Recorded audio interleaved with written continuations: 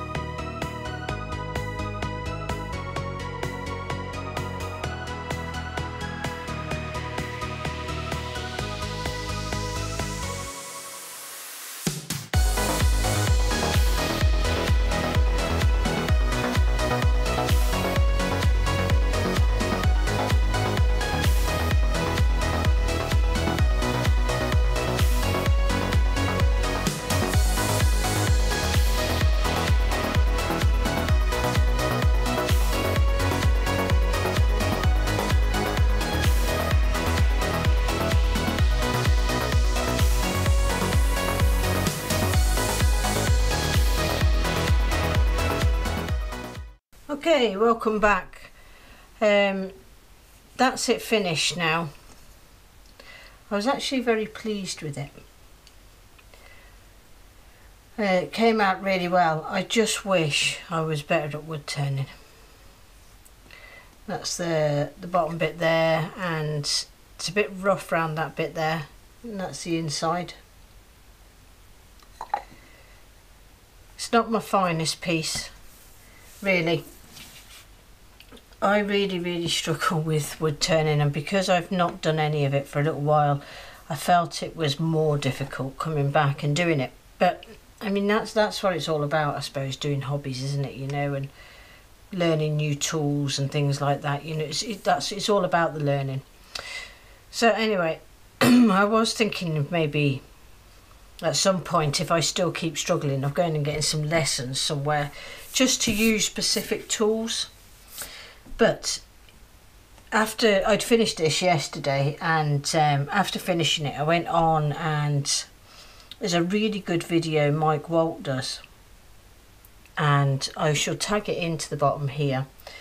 Tomorrow my plan is to go out with some smaller pieces of wood and practice using the bowl gouge and practice finishing, because the finish is not perfect, is what I was finding. I mean, it don't get me wrong, it's pretty good, but you know, all you wood turners out there, you'll know that you'll see the imperfections probably in it. So, and that was, I really did it as a time lapse, but I wanted to do it on this bit. It was something I'd mean to turn for a while. The lid's not too bad, but it could have been a tighter finish on it, but it doesn't wobble about or anything, so it's fine in that respect. But yeah, I'm going out to do a bit of practicing. I need to get the hang of the bowl gouge. That's the plan for tomorrow.